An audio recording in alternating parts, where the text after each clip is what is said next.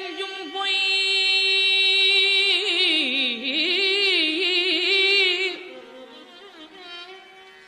என் அன்பும் பொய் ஆனால்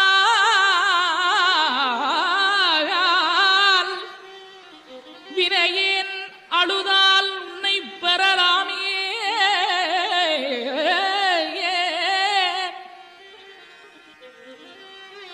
தேனே அமுதே கரும்பின் தெளிவே தித்திக்கும் மானே அருளாய்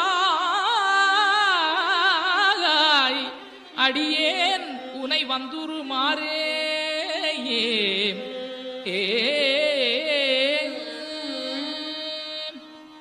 சிவபெருமானுக்கு முருகனுக்குத்தான் முடிவே இல்லை. ராமாவதாரத்துக்கு முடிவு உண்டு, கிருஷ்ணாவதாரத்துக்கு முடிவு உண்டு, நரசிம்மாவதாரத்துக்கு முடிவு உண்டு.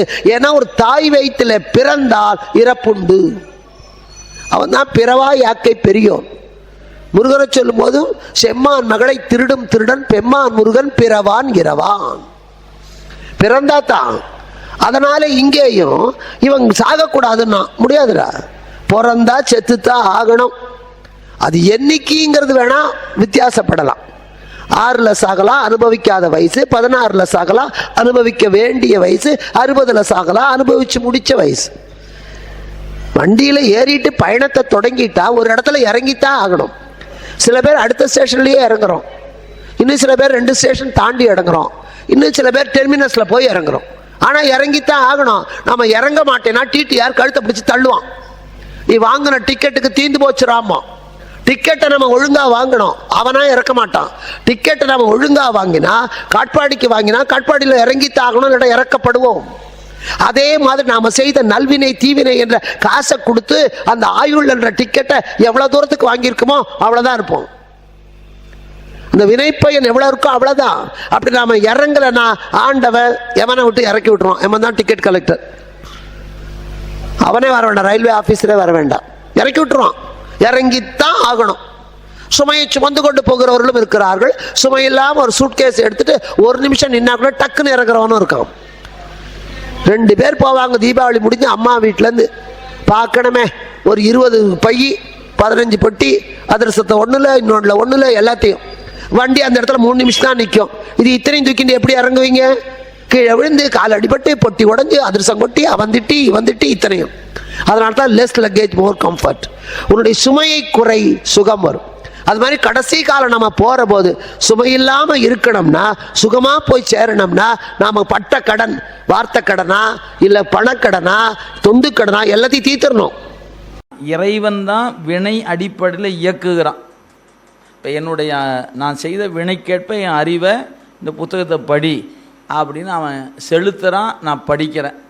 சொல்ல வைக்கிறான், நான் சொல்லிகிட்டு இருக்கிறேன். அப்போ இந்த செயல் என்னால் நடைபெறுகிறது அப்படின்னு உங்களுக்கு கண்ணில் பார்த்தா தெரியும். ஆனால் அது உண்மையல்ல. என்னை என் பின்புலத்திலிருந்து இயக்கி கொண்டு இருக்கிறான் ஒருத்தன். அவன் இயக்குறான், நான் இயங்குகிறேன். அவன் செயல்படுத்துகிறான், நான் செய்கிறேன்.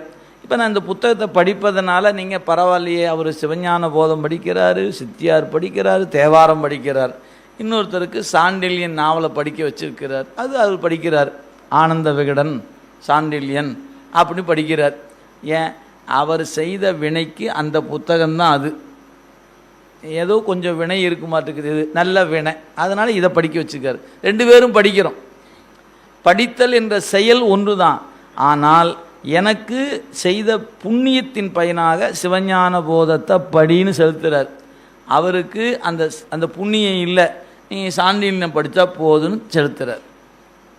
இன்னொருத்தருக்கு படிக்கிறதுனா நமக்கு ஆகவே ஆகாது, அது நமக்காகாது.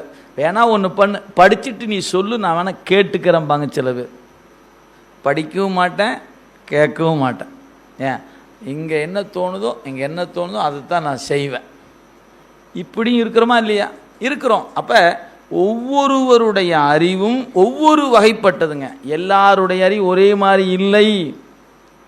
எடுத்துக்காட்டு சொல்லணும்னா அவங்கவுங்க கை ரேகை, நம்ம வைக்கிற ரேகை நம்ம இருக்கிற எல்லாத்துக்கும் ஒரே மாதிரி இல்லை. 130 கோடி இந்தியாவில் பேர் இருக்கிறோம். 130 ரேகை ஒரு மாதிரி இல்லை, 130 வகையாக இருக்குது.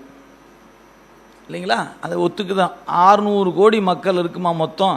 ஆமாம், 600 கோடி இருக்குன்னா 600 கோடி மக்களுடைய கைரேகையும் மாறுபட்டு தான் இருக்குது.